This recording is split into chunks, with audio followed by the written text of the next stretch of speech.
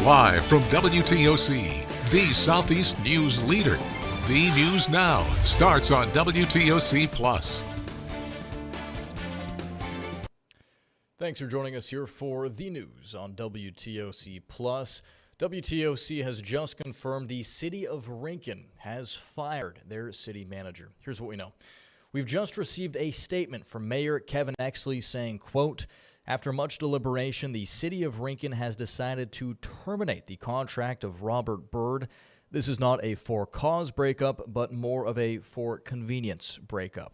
Exley also said Byrd's contract was up for either renewal or termination, and that city council chose termination. Prior to his position in Rincon, Exley worked as the city manager of Pooler. Well, we have new details on a fatal crash near the Effingham-Jasper County line. The crash happened this morning around 5 a.m. at I-95 mile marker 1. That's according to the South Carolina Highway Patrol.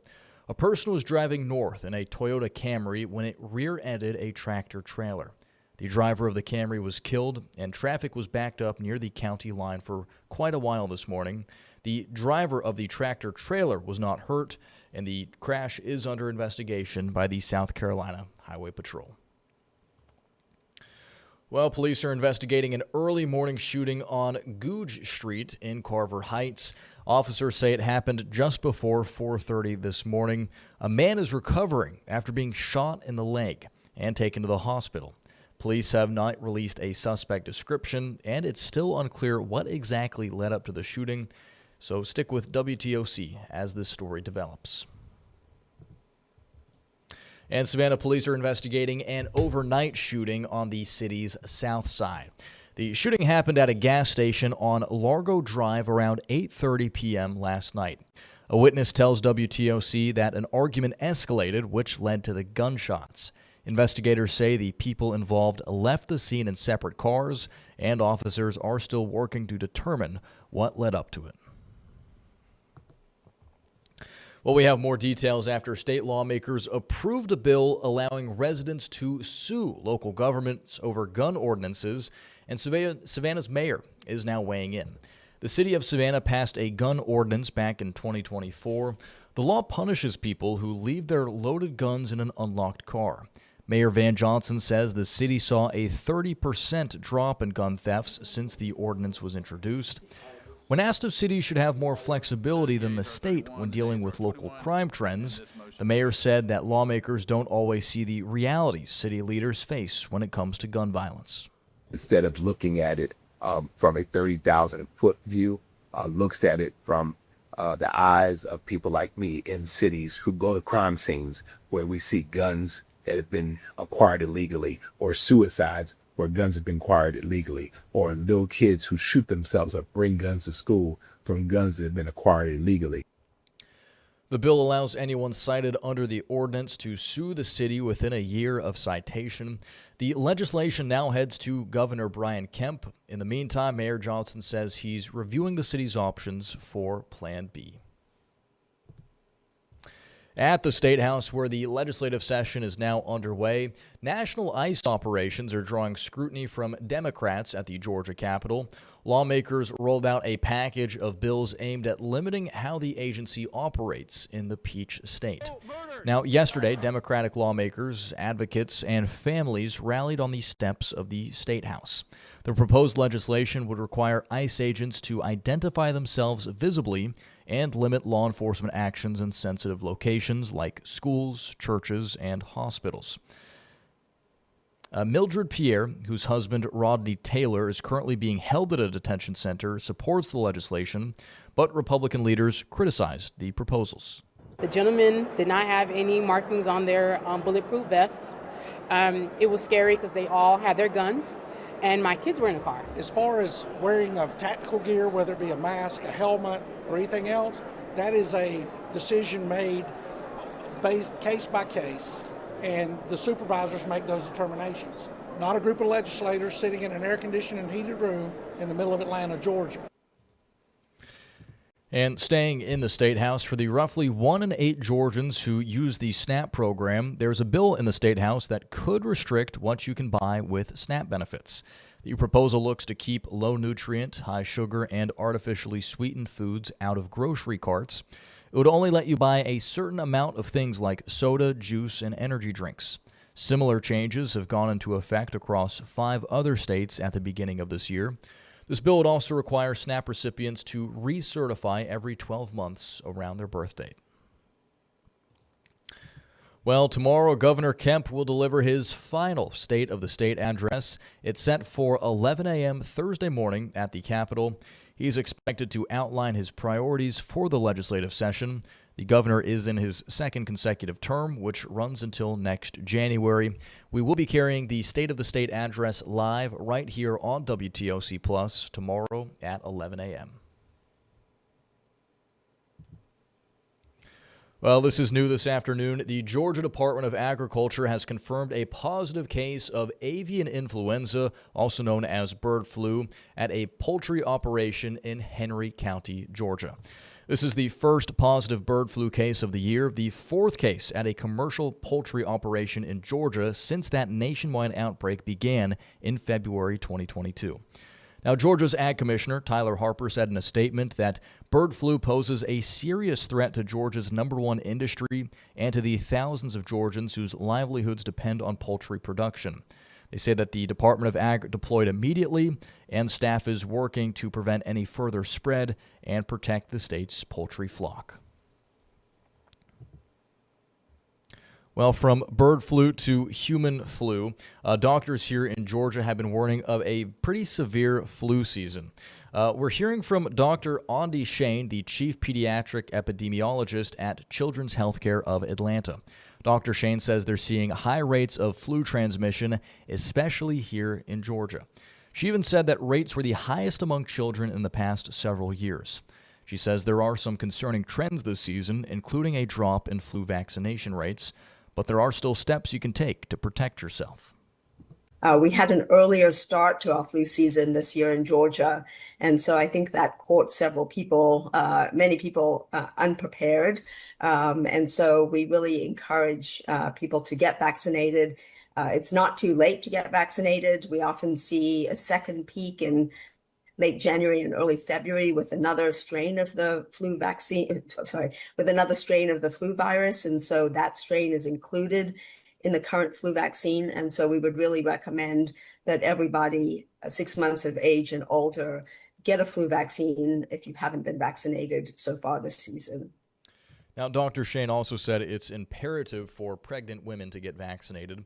She's already seen several young babies hospitalized with the flu this season, and the best way to protect them is for the mother to get the vaccine. Turning now to an investigation here on WTOC Plus. College football programs have been on the hook for more than $1 billion in buyouts since 2004. That's money paid to coaches in order for them not to coach. This past season shattered records, more than $200 million written into fired coaches' contracts. National investigative reporter Chris Nakamoto investigates this buyout boom.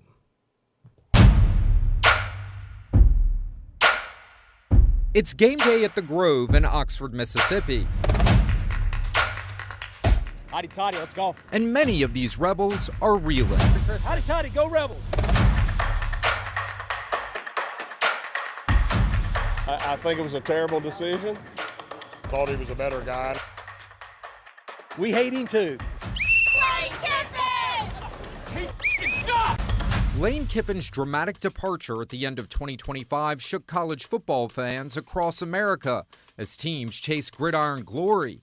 That's because he replaced one of the 15 head coaches fired in 2025, with contracted buyouts worth a total of $228 million. The top listed buyout amount of the year at LSU, Kiffin's new turf. This is my responsibility. We've got to get it turned around. That fired coach, Brian Kelly, who was abruptly fired following an abysmal performance of the Tigers against Texas A&M, losing 49-25 in October.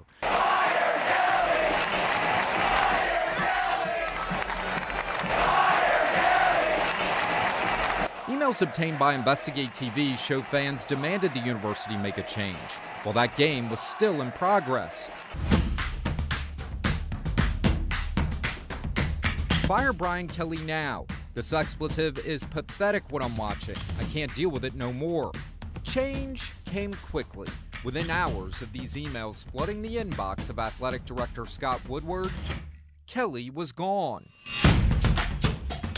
But his buyout to leave, $54 million, the second largest in college football history. And that wasn't the only buyout LSU was on the hook for. I'm never going to make a decision on money.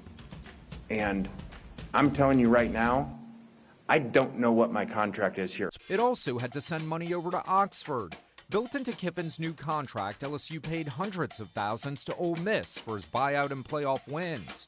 Plus, his new contract with LSU is now the second highest in college football, worth $91 million. The coaches have all the leverage right now, whether they're leaving or coming in. David Ridpath is a professor of sports business at Ohio University, a university that just terminated its football coach for cause in December. Brian Smith is now demanding a $2.5 million buyout after the university sent him packing. The school is saying they're not going to pay the buyout. I think eventually they're going to have to. Here, it gets a little bit more acute because tuition and fees do go up when athletic expenses go up, and it does really affect the student. And our students are charged just in athletics alone well over $1,000 a year in student fees just to athletics, and you extrapolate that out with student loan debt. And we've interviewed students. I say we, me and other researchers have interviewed students about this. Once they hear this, they're like, well, hold on a second. Now it is affecting me. Our national investigative team looked at coaching data around the country and found the staggering $228 million in contracted buyouts in 2025 broke records for the largest buyouts in college athletics. Our team crunched the numbers and found 2025 buyouts could fund the entire 1,700 student freshman class at Harvard, one of America's most prestigious Ivy League colleges, covering tuition, room and board, with $100 million left over. Again, it's spend, spend, and spend, and it's not managing those dollars like the rest of the university has to do. So it's about time we figure out a way, and working through Congress is a way to force college athletics programs to manage their revenue better. In 2025, the SEC was on the hook for at least $138 million for 5 coaches not to work. Brian Kelly's buyout, $54 million. Kentucky's Mark Stoops, $38 million. Florida's Billy Napier, $21 million. Followed by Auburn's Hugh Freeze at nearly $16 million. And Arkansas's Sam Pittman, $9.3 million. If Arkansas had waited a bit longer, a reduced buyout agreement would have kicked in, saving the school $3.6 million. Winning in football is probably too over-important, but it is very important in the SEC. And so no surprise, if you don't win in the SEC, you're not going to last very long. Not that that's right, but that is the culture that is set. Our team found it wasn't just the SEC agreeing to pay out big bucks to sideline coaches and send them on their way.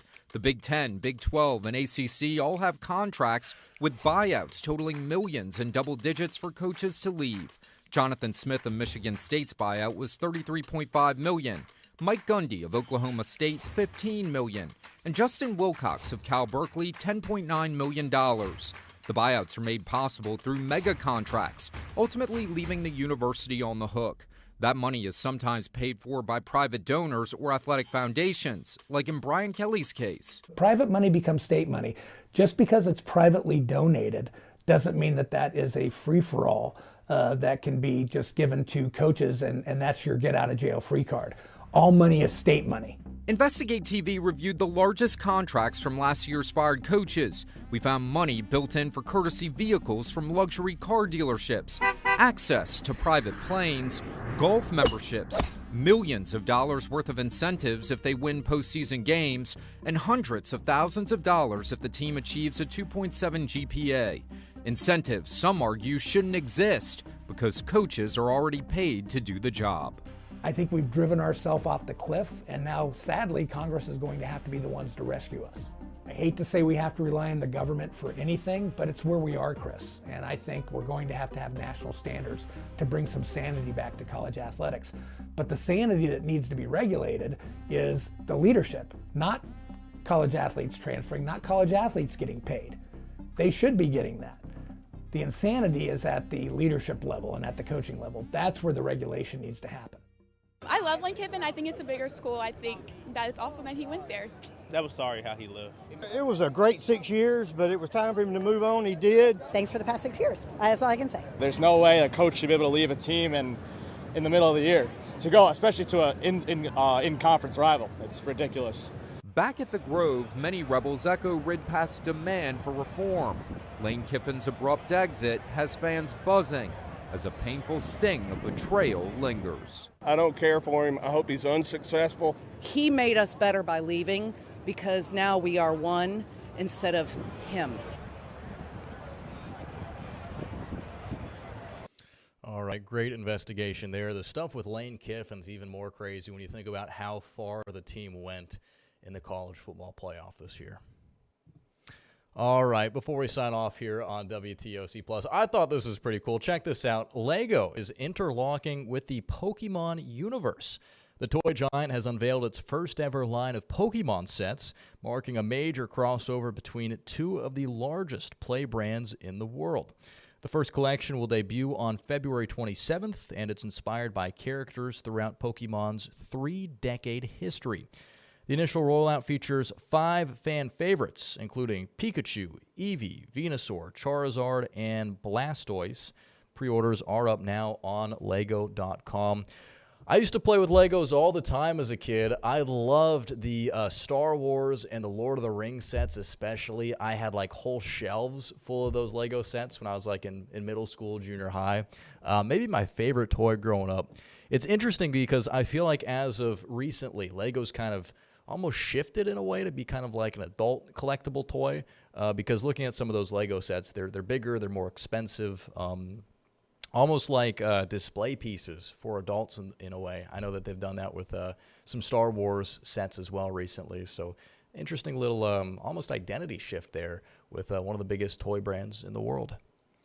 All right, and with that, we're going to wrap things up here for the news on WTOC Plus. We appreciate y'all spending part of your afternoon with us.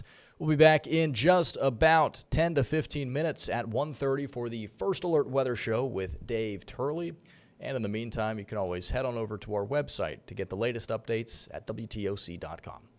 Thanks for watching, and here's Local News Live.